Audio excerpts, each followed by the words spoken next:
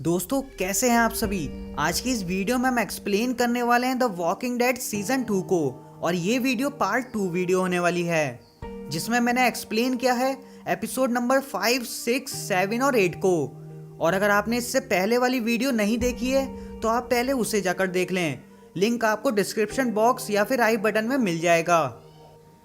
और अगर आप में से किसी को भी मूवी या वेब सीरीज का कोई भी डाउनलोड लिंक चाहिए तो मुझे प्लीज इंस्टाग्राम पे फॉलो करें, वहां मैं आपको लिंक प्रोवाइड करवा दूंगा।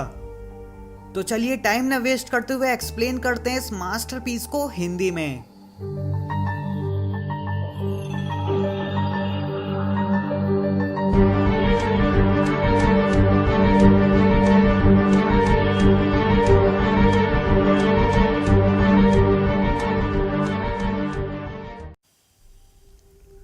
दोस्तों एपिसोड 5 स्टार्ट होता है और हम देखते हैं कि रिक और शेन सोफिया को ढूंढने जंगल में निकले हुए हैं।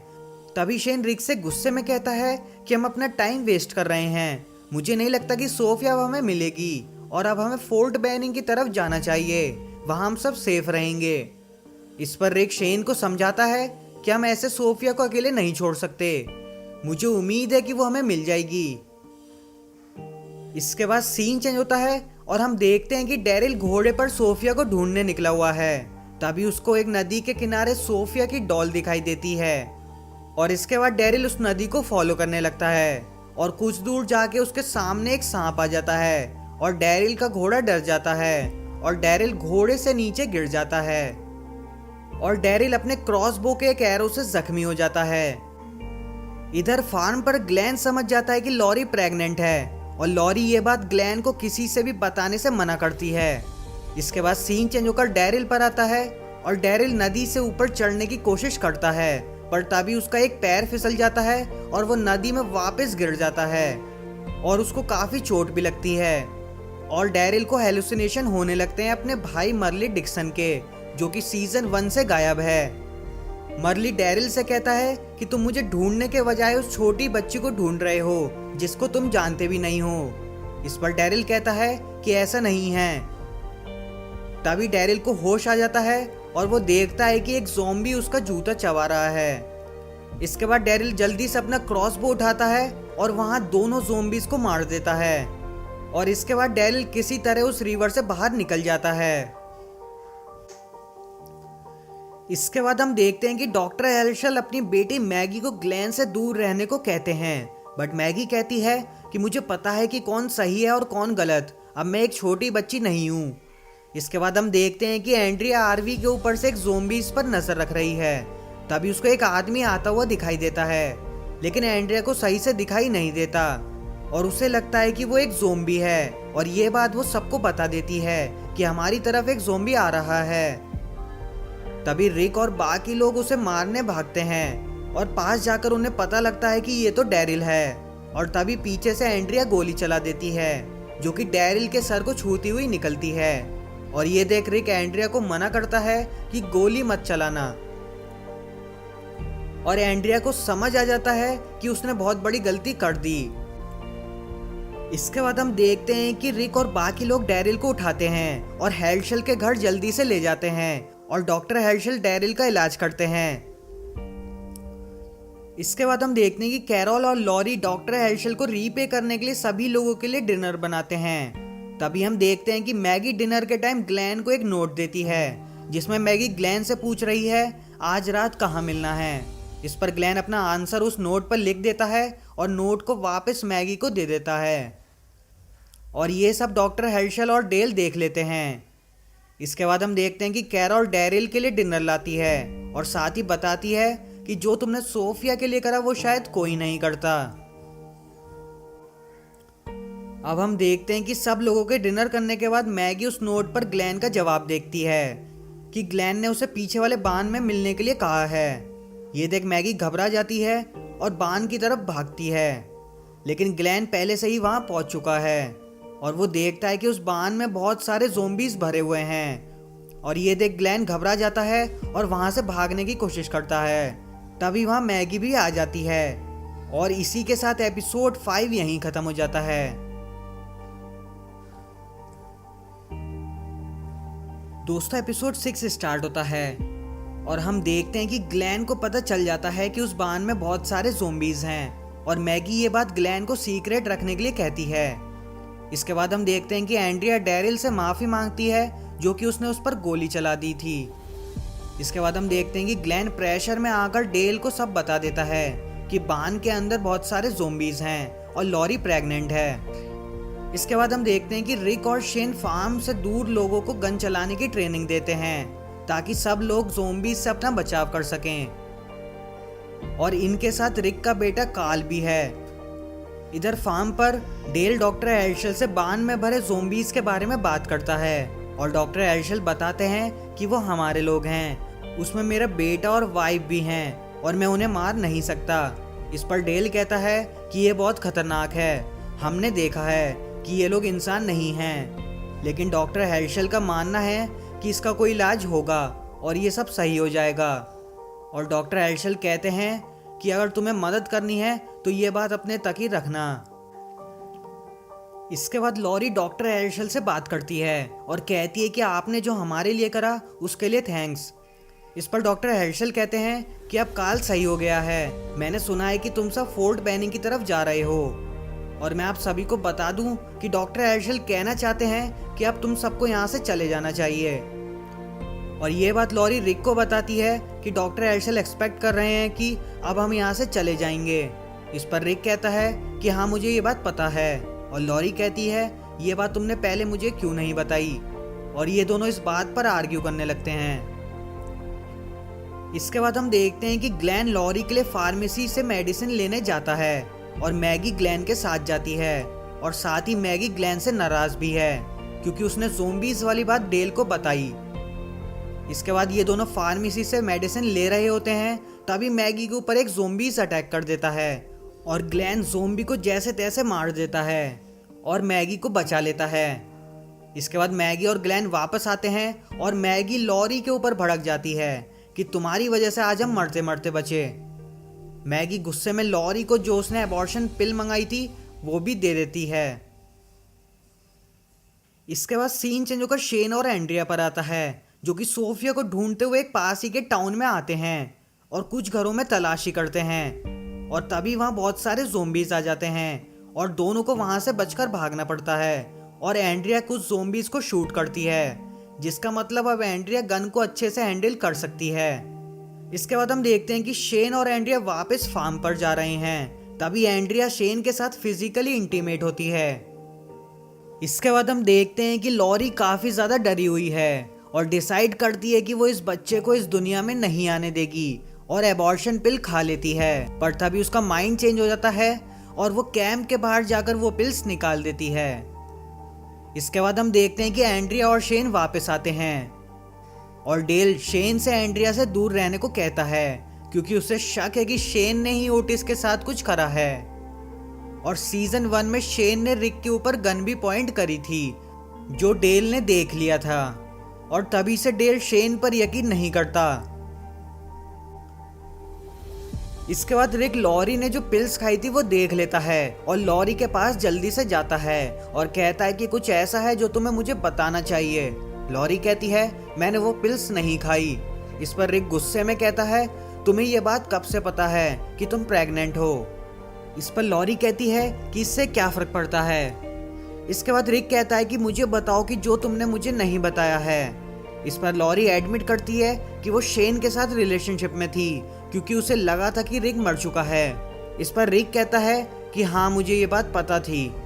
और इसी के साथ यह एपिसोड खत्म हो जाता है।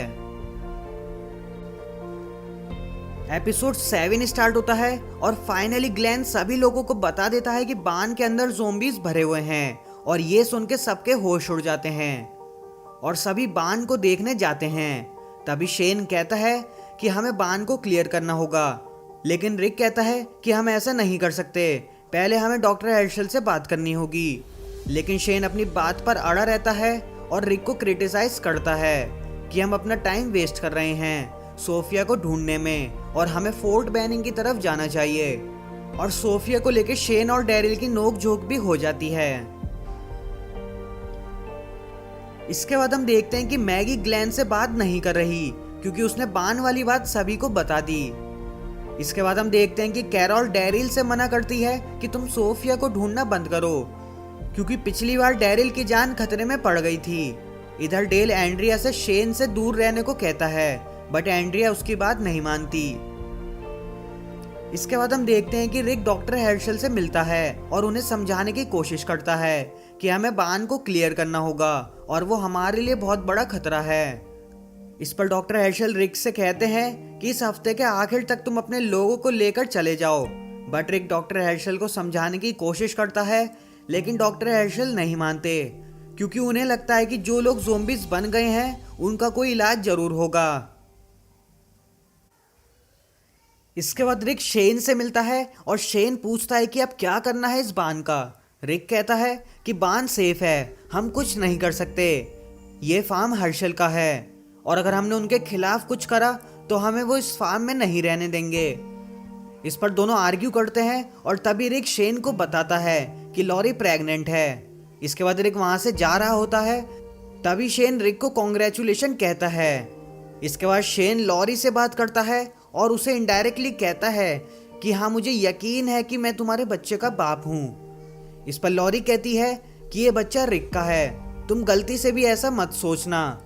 इस पर शेन बहुत ज्यादा गुस्से में आ जाता है और वहां से चला जाता है।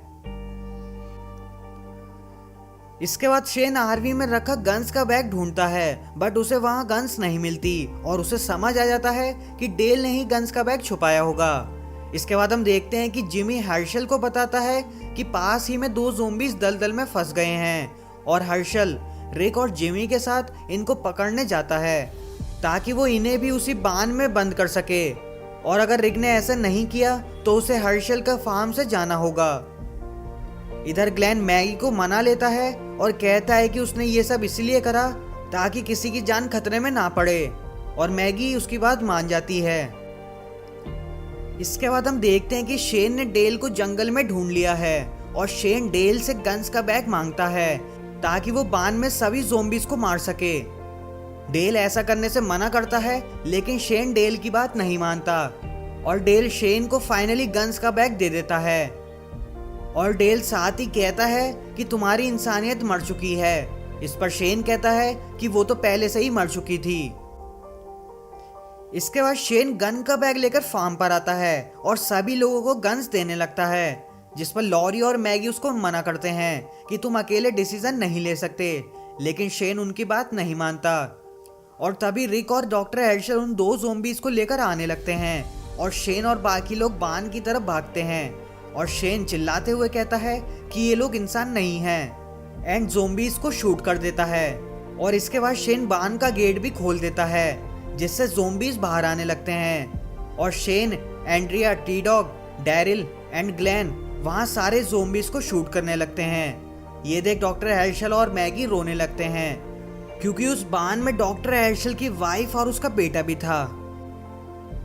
इसके बाद शेन और बाकी लोग सारे ज़ोंबीज को मार देते हैं। तभी स्टोरी में एक ट्विस्ट आता है और हम देखते हैं कि बान में से एक छोटी बच्ची निकलती हुई दिखाई देती है, और ये और कोई नहीं सोफिया है, जो कि इन्फेक्टेड हो चुकी थी। सोफिया आगे बढ़ती है और रिक खुद आगे जाकर सोफिया को शूट कर देता है, और ये सीन सच में दिल तोड़ने वाला होता है। और इसी के साथ एपिसोड यहीं खत्म हो जाता है।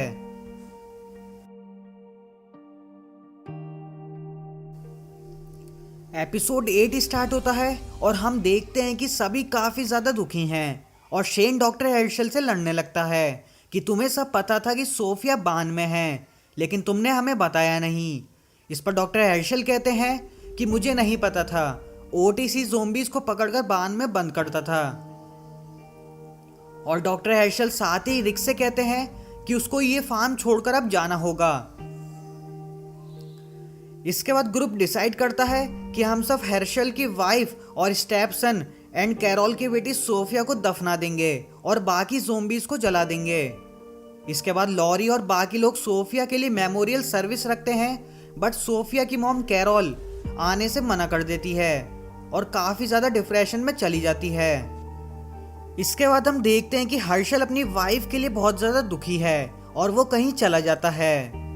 इसके बाद हर्षल की दूसरी बेटी बैथ अचानक से कोलैप्स होकर गिर जाती है और उसकी काफी ज्यादा तबीयत खराब है। इसके बाद मैगी रिक को बताती है कि शायद डैड ने फिर से ड्रिंक करना स्टार्ट कर दिया है और वो पास ही के टाउन के बार में गए होंगे। इसके बाद रिक ग्लेन के साथ पास ही के टाउन में हर्षल को देखने जाते हैं क्योंकि उनकी छोटी बेटी बेथ की बहुत ज्यादा तबीयत खराब होती है। इसके बाद सीन चेंज होता है और शेन पर आता है जहां वो कैरोल से कहता है कि हमें माफ कर दो, हम तुम्हारी बेटी सोफिया को नहीं ढूंढ पाए, हमें बिल्कुल भी आइडिया नहीं था कि सोफिया उस बांध में होगी। इसके बाद डेल लॉरी से बात करता है और कहता है कि शेन हमारे लिए खतरनाक है और साथ ही कहता है कि मुझे ऐसा लगता है कि शेन ने ही ओटिस को मारा था।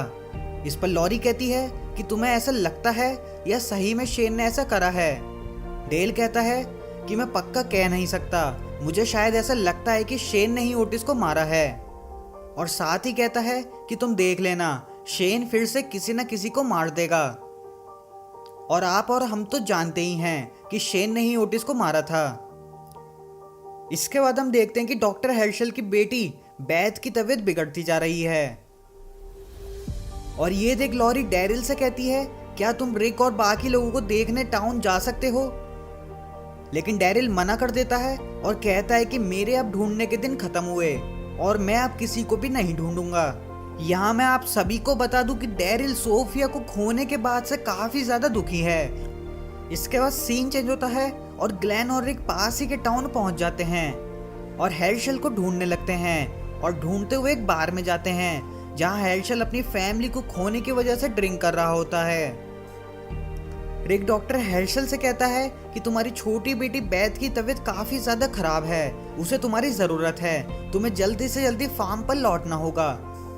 लेकिन डॉक्टर हर्षल वापस जाने को तैयार नहीं हैं और ड्रिंक करे जा रहे हैं। इसी बीच हम देखते हैं कि लॉरी अकेले ही रिक को वापस लाने के लिए निकल पड़ती है और रास्ते में उसकी कार एक ज़ोंबी से टकरा जाती है और लॉरी कार पर से कंट्रोल खो देती है और कार पलट जाती है। इसके बाद सीन चेंज होता है और रिक और ग्लेन पर आता है और रिक के काफी समझाने के बाद डॉक्टर हर्षल वापस जाने को तैयार हो जाते हैं, लेकिन तभी बार में दो लोग घुस जाते हैं जिनका नाम डेव और टोनी है और ये लोग फिलाडेल्फिया से आए हैं और इन लोगों के पास गन भी है। इसके बाद ये सभी लोग ड्रिंक करते हैं और रिक बताता है कि हम फोर्ट बेनिंग की तरफ जा रहे हैं, लेकिन अभी हम हर्षल के फार्म पर रुके हुए हैं। इस पर डेव कहता है कि हमें भी एक सेफ जगह रहने के लिए चाहिए, क्या हम तुम्हारे फार्म पर आ सकते हैं? लेकिन रिक फार्म की लोकेशन बताने से मना कर देता है क्योंकि इन दोनों का बिहेवियर सही नहीं था और इसी बात से ये दोनों चिढ़ जाते हैं। और थोड़ी देर बाद डेव रिक को शूट करने की कोशिश करता है, बट रिक डेव और टोनी को दोनों को मार देता है और सच में ये सीन देखने लायक होता है। इसके बाद सीन चेंज होकर फार्म पर आता है जहां शेन और बाकी लोग मरे हुए ज़ोंबीज को जला देते हैं और इसी के साथ ये एपिसोड यहीं खत्म हो जाता है। तो दोस्तों देखना होगा कि अब आगे होता क्या है और इसके आगे के एपिसोड में जल्दी ही एक्सप्लेन करने वाला हूँ, तो प्लीज़ मेरे चैनल को सब्सक्राइब करें और अगर ये वीडियो आपको अच्छी लगी तो प्लीज़ इसको लाइक करें और अगर आपको कोई क्वेश्चन है तो प्लीज़ मुझे कमेंट करके ज़रूर बताएं। तो मैं मिलता हूँ आपको अगली वीडियो में, तब तक के लिए बाय।